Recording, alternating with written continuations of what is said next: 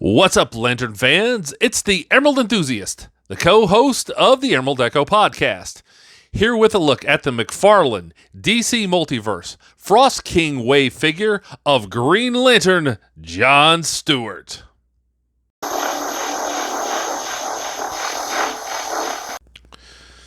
So I found the hunt for this figure to be quite frustrating. I have yet to see any of these in the wild. The reason why I have this one is because a friend bought it for me, and then I went ahead and broke down and bought a loose one on the internet so I could have two figures for this review. So now that I have these, let's go ahead and take a look at the one that is still mint on card. So here's the bottom front. It says Green Lantern John Stewart, and here is a product shot of the fully assembled Frost King. On one side, it says Green Lantern John Stewart, and here's a window where you can see the figure. On the other side, it says Green Lantern John Stewart from Justice League Endless Winter. By the way, that's now out in hardcover. That's a good story to read. Ron Mars is the writer. Marco Santucci is one of the artists, so I highly recommend that.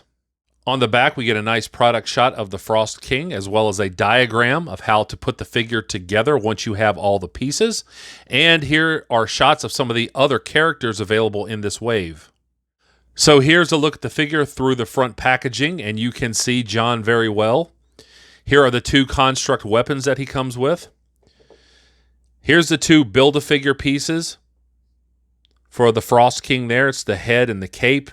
Now, I would have preferred the cape to be a little bit more behind John, but that's just a minor criticism, and of course that would have stopped you from seeing the card behind him. So overall, I like the way that this was done. I just would have preferred the figure itself to be a little bit more toward the center of the packaging. So here's the trading card that comes with the figure. I do like the artwork on this. On the back, we get a brief bio of John Stewart. If you'd like to read this, go ahead and pause the video and do so now. But now I think it's time to have a look at the loose figure.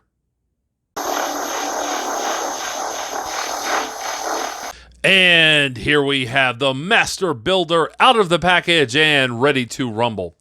Although I do have a couple of criticisms of this figure, this is one of the best John Stewart figures ever released. I mean, there is just so much to like about this. This is definitely a collector-centric figure.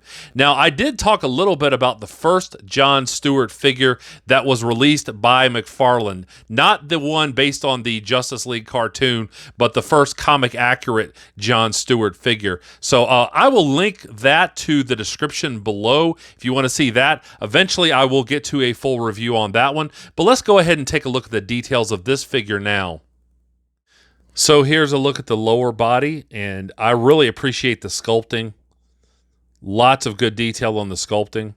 Of course, you get this stand that comes with the figure. That helps keep the figure upright. I always appreciate bases and figure stands. Lots of good texturing on this. Double jointed knees. So that is certainly appreciated. Again, Mcfarlane caters to collectors, and I certainly appreciate that. Here's a look at the back of the legs. Nice shiny finish on the black sections. I certainly appreciate that.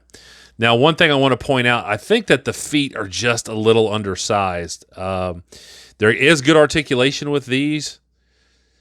You get this hinge here at the bridge of the foot.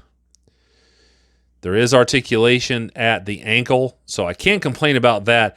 I just want to say, though, that I think if you look at these feet, they're just a tad undersized. But overall, the lower body, very well done. Let's have a look at the torso, and I certainly appreciate the choice of green paint. I really like how that looks. I certainly like the logo here. You can feel the edges of it. It's not just, a sticker or a perfunctory effort with paint. I certainly like that.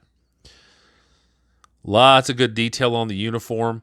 Now, we do get a couple of hinges here for the abdominals, and there's actually one underneath this really pliable piece here. Let me show you what I mean. This piece represents the uniform, so you do get ab crunching. You can get them to go forward that far. And again, you have this piece here that is meant to, kind of conceal that joint there. So, but you can still get the figure in dynamic poses with the abdominals. So, yeah, I certainly appreciate McFarlane going the extra mile for collectors like this. Just very impressive. So, again, one of the best John Stewart figures out there because of little things like that. So let's have a look at the arms now, and a couple of quick criticisms. Number one, I feel like we could have had at least one alternate hand, like a fist for the ring hand here would have been very useful. I also think that the ring is certainly undersized, especially on the green glove. It's really difficult to see.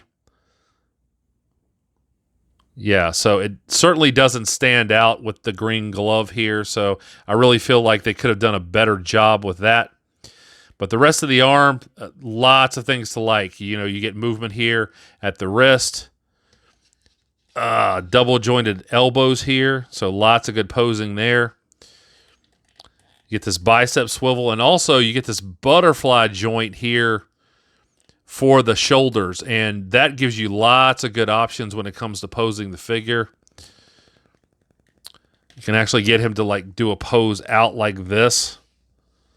So that's really impressive. I gotta say, I really appreciate the butterfly joints, and you can really get the shoulders to go up high like that. So I certainly appreciate all of that articulation.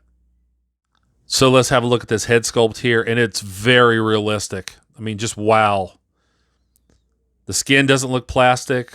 The hair looks good. Good detail on the ears. You can see the bone structure here. I like that a lot. Good detail on the nose and the mouth. Good paint application on the eyebrows. And the eyes don't look plastic at all. They don't look plastic. They don't look lifeless. I mean, you can feel this expression. Lots of good articulation, too, on this head and this neck joint. So that's really impressive there. So just an exquisite job done by McFarlane on this head sculpt. And here is one of the swords. This certainly looks like construct energy. It's translucent, so I appreciate that. I did have just a little bit of a problem getting them into his hands, so be careful. You may want to like run this under a little bit of warm water before you put the swords in his hands. But I certainly like the way these look.